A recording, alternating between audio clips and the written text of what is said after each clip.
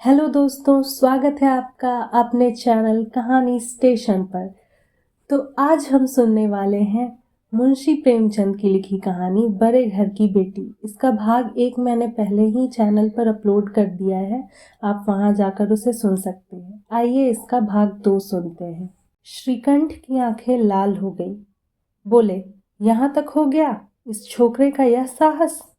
आनंदी स्त्रियों के स्वभावानुसार रोने लगी, क्योंकि आंसू उनकी पलकों पर रहते हैं। श्रीकंठ बड़े धैर्यवान और शांत पुरुष थे। उन्हें कदाचित ही कभी क्रोध आता था। स्त्रियों के आंसू पुरुषों की क्रोधाग्नि भड़काने में तेल का काम देते हैं। रात भर करवटें बदलते रहे। उद्विग्नता के कारण पलक तक नहीं झपकी। प्रातःकाल अपने बाप के पास जाकर बोले, दादा, अब इस घर में मेरा निबाह न होगा।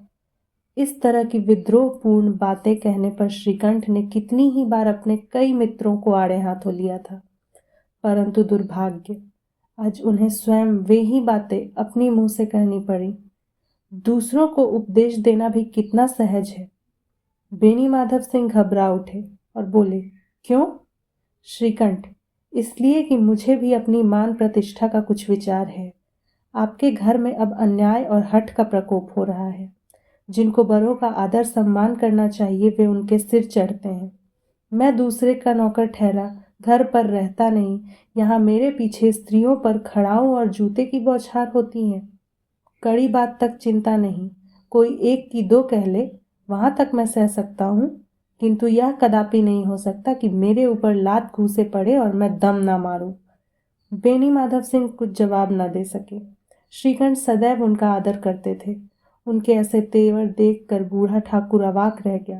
केवल इतना ही बोला, बेटा, तुम बुद्धिमान होकर ऐसी बातें करते हो?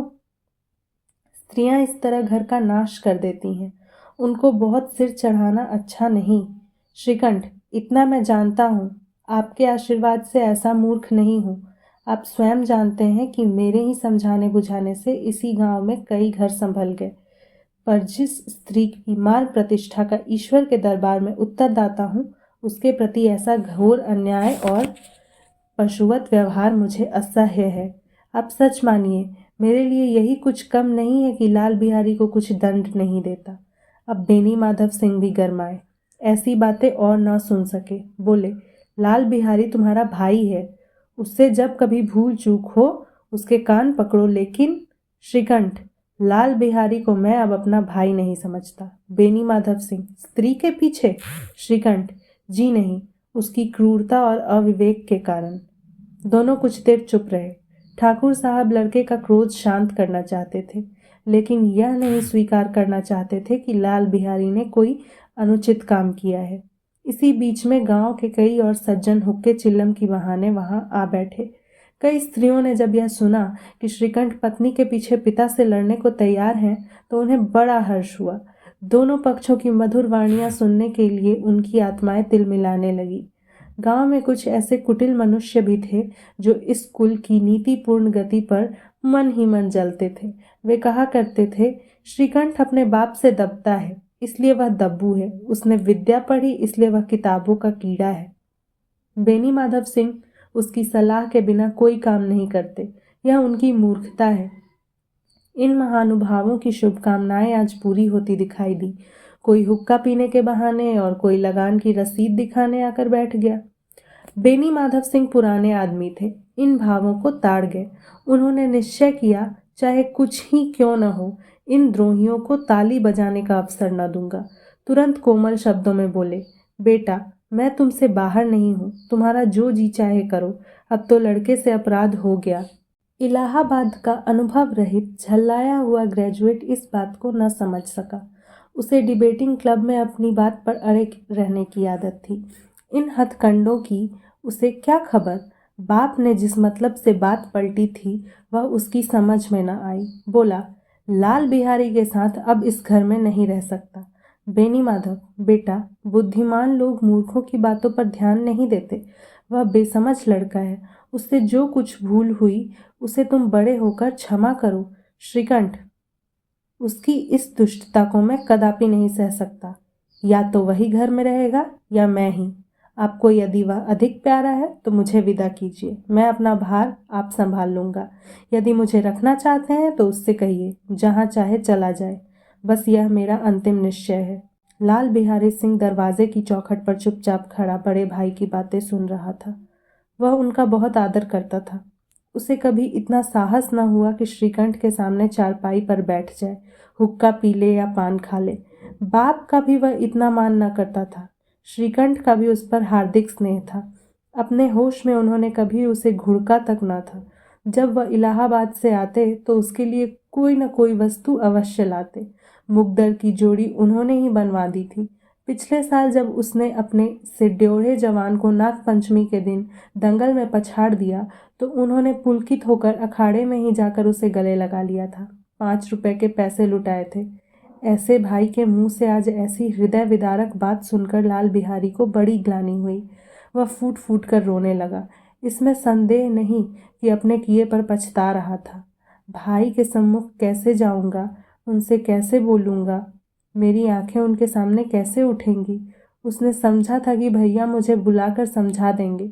इस आशा के विपरीत आज उसने उन्हें निर्दयता की मूर्ति बने हुए पाया। वह मूर्ख था, परंतु उसका मन कहता था कि भैया मेरे साथ अन्याय कर रहे हैं। यदि श्रीकंठ उसे अकेले में बुलाकर 2-4 बातें कह देते, इतना ही नहीं 2-4 तमाचे भी लगा देते तो कदाचित उसे इतना दुख न होता।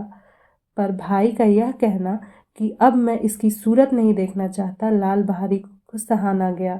वह रोता हुआ घर आया। कोठरी में जाकर कपड़े पहने, आंखें पोंछी, जिससे कोई यह न समझे कि रोता था। तब आनंदी के द्वार पर आकर बोला, भाभी, भैया ने निश्चय किया है कि वह मेरे साथ इस घर में न रहेंगे। अब वह मेरा मुंह नहीं देखना चाहते, इसलिए अब मैं जाता हूँ। उन्हें फिर मुंह न दिखाऊंगा। मुझसे जो कुछ अपराध हुआ उसे क्षमा करना।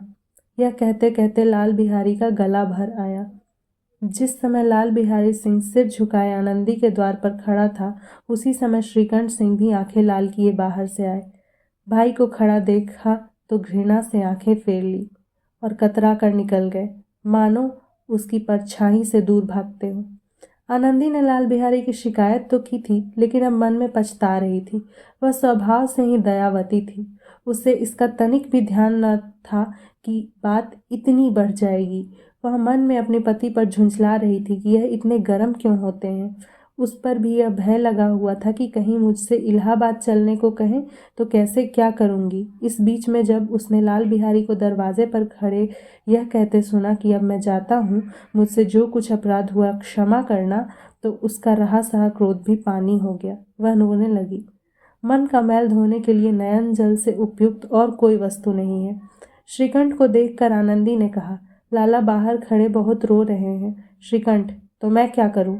आनंदी, भीतर बुला लो। मेरी जीभ में आग लगे, मैंने कहाँ से यह झगड़ा उठाया। श्रीकंठ, मैं न बुलाऊंगा। आनंदी, पछताओगे, उन्हें बहुत ग्लानि हो गई है, ऐसा न हो कहीं चल दें। श्रीकंठ ना उठे। इतने में लाल बिहारी ने फिर कहा, भाभी, भैया से मेरा प्रणाम कह दो, वह मेरा मुंह नहीं देखना चाहते, इसलिए मैं भी अपना मुंह उन्हें न दिखाऊंगा।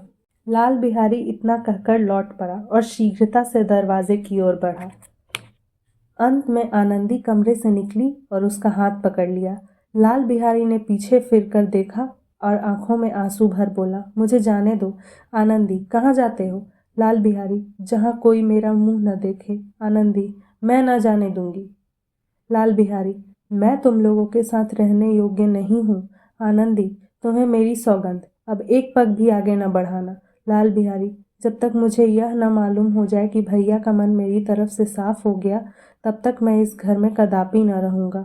आनंदी, मैं ईश्वर को साक्षी देकर कहती हूँ कि तुम्हारी ओर से मेरे मन में तनिक भी मैल नहीं है। अब श्रीकंठ का हृदय भी पिघला। उन्होंने बाहर आकर लाल बिहारी को गले लगा लिया। दोनों भाई खूब फूट फूट कर रोए। लाल बिहारी ने सिसकते हुए कहा, भैया, अब कभी मत कहना कि तुम्हारा मुंह न देखूंगा।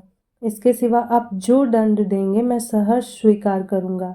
श्रीकंठ ने कांपते हुए स्वर से कहा, लल्लू, इन बातों को बिल्कुल भूल जाओ। ईश्वर चाहेगा तो फिर ऐसा अवसर न आवेगा। बेनी माधव सिंह बाहर से आ रहे थे।